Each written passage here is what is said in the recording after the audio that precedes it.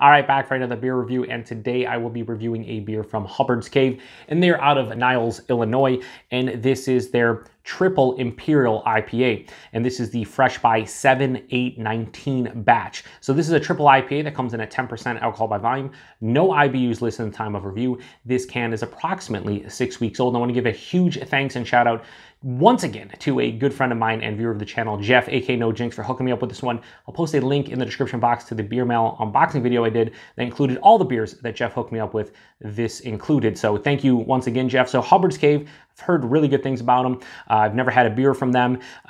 Another friend of mine and viewer of the channel, Sadiq, he has drank quite a few of Hubbard's Cave's offerings, and he really digs them. So yeah, I'm pretty pumped up. Big triple IPA. What I really like is they say this is canned on 5, 8, 19, fresh by 7, 8, 19. So they give you 2 months. It's kind of like the Stone Enjoy by, but this is fresh by. It's a big triple IPA though, so yeah. Anyway, this is 6 weeks old, right in the middle, well, not right in the middle, but you know, a couple weeks before they say, this is no longer good. It's fresh by 7, 8, 19. After that, you can't drink it. Or I guess you could, but anyway, I'm looking forward to this one. I don't know anything about this, like the hops, the ingredients, anything. I just know it's a triple IPA, 10%, and I'm within the freshness date, so that's all it needs to be said. Let's pour it. Yeah, it's pouring out beautifully. So I mentioned this before, triple IPAs, not exactly my thing, so to speak. I do enjoy some of the better ones I've had, like the other half offerings. It's a Dragon Saddle from Hubbard. The Veil did a couple. I just, you know, if they're well made, I enjoy them. It's just, I'm usually one and done with them. Like, you know, you're drinking a big 10%, 11% beer. Yeah, I'd rather drink an IPA that's more in like the 6 to 8 realm. Like, I think I'm gonna say I'm comfortable with 8.5 or lower. That's kind of in my range. But anyway, that pours out a really deep, dark, like juice color, orange juice, grapefruit juice, tangerine juice. Not really super bright and vibrant. This is more like muddied and like murky and turbid. I had about a finger of a bright white head that is now dissipated into like a quarter finger. Looked relatively creamy, but yeah, looks nice. Looks really nice in the glass. Let's get a nose. What is, wow. Wow, that's really rank and dank and kind of, almost smells like there's a real fruit addition in here. They don't say it, it just says triple IPA, or triple Imperial IPA. It's weird how they say that, triple Imperial IPA. Not just triple IPA, not just an Imperial IPA, a triple Imperial IPA. It's a triple IPA. Triple IPAs even exist? Technically no, but kind of yes. Not really, maybe. Yeah, there's some nice underlying like overripened overripened fruit is the best way to describe it. It's like overripened pineapple, overripened mango, a little bit of stinky vibe, stinkiness to the fruit character. A decent malt bill too. Like I'm almost getting like honey in here, like they're using honey malt. Probably not, but I'm just getting like a honey vibe. What is that? There's a distinct fruit here that I'm having trouble picking up. Maybe like a white wine, white grape thing, gooseberry, something like that. Yeah, there's a little bit of booziness on the nose. For the most part, though, this just screams overripened tropical and stone fruits. That's what I'm getting. Not a lot of citrus on the nose. There's a decent malt component here. A little bit of booziness. Yeah, it smells different. It smells unique. It smells actually like something I've really never have smelled in a triple IPA before. Like the aromatics are just different. So yeah, very unique. Let's get into it. Cheers, everyone. And thanks again, Jeff.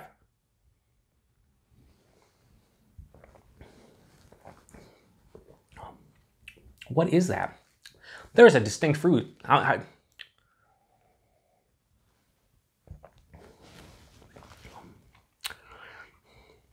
First off, there's like a bubblegum character here on the taste, like from probably the yeast, I'd imagine.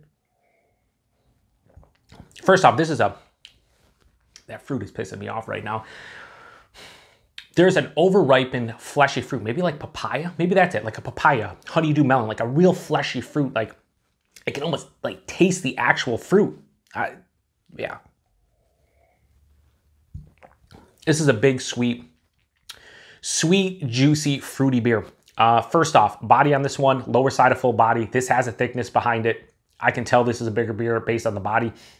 It really, I wouldn't say it's thick and chewy, but there's a viscosity here that is appropriate for a 10% beer. Let's just say that. Yeah, higher side of medium body, lower side of full. I like that. The mouthfeel, slightly soft, slightly smooth. There is a creaminess here that's enhancing that fleshy fruit character. So it's like I'm almost eating like a honeydew or papaya. Really unique. The taste though it's really sweet. Yeah, so there's a big malt sweetness throughout the palate. Right up front though, that fleshy papaya, honeydew, cantaloupe type of thing going on is really there. It's omnipresent throughout the palate. On the halfway through though, I'm hit with this like dankness, like this herbal dankness that it's nice. I don't think it works exactly how I would want it to work. So many times I get that like herbaceous dankness that kind of works well with whatever fruity, juicy characters I'm getting. And this one is kind of weird because I'm not used to that with all these fleshy fruits on my palate. It finishes very sweet. There is a solid dryness here, cuts the sweetness ever so slightly, but this is a sweet beer. If you don't like sweeter triple IPAs, this is not going to be your jam in my opinion because this is quite sweet. There's like a low soft bitterness on the back end, but like those are just, you know, chipping away at that sweetness a little bit. So it's not full on crazy cloying sweet, but it's sweet.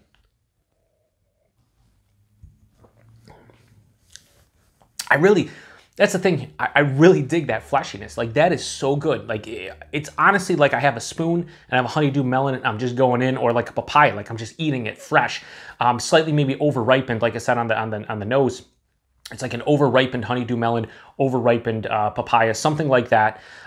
It's hard to pinpoint for me. That's where I would lean. I don't think there's actual fruit in here, but I would not be surprised if they did put some fruit in here. The malt character, it's more of like a sweeter, almost honey-esque malt character. This reminds me a lot of, what was it, double cream, get the honey from Other Half. Like as far as the sweetness goes, as far as the characters, it's almost, I think I called that one like a honeydew, honey drizzled on a honeydew melon. And that's kind of the vibe I'm getting here.